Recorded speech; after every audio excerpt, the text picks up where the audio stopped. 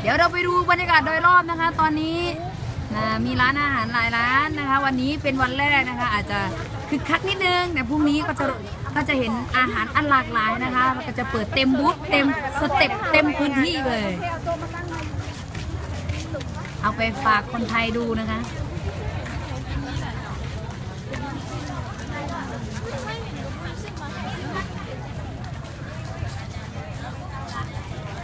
ตอนนี้ทุกคนก็ไปรวมกันอยู่ที่หน้าเวทีเพื่อที่จะดูการแสดงอะไรต่างๆนะคะ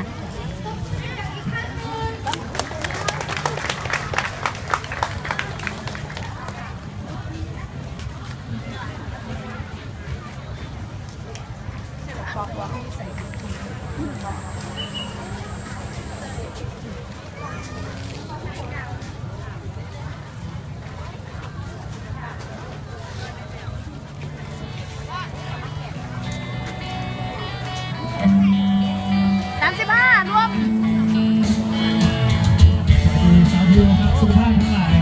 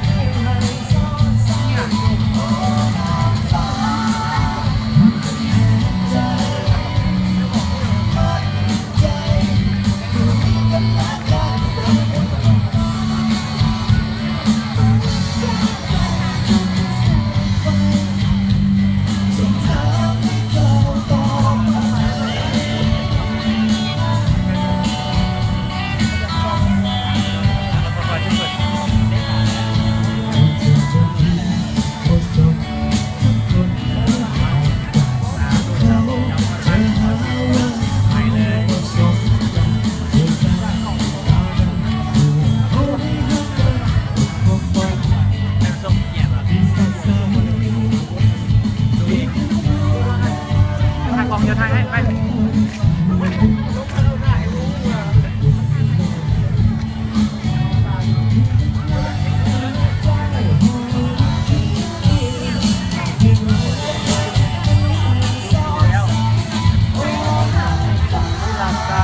สบายดี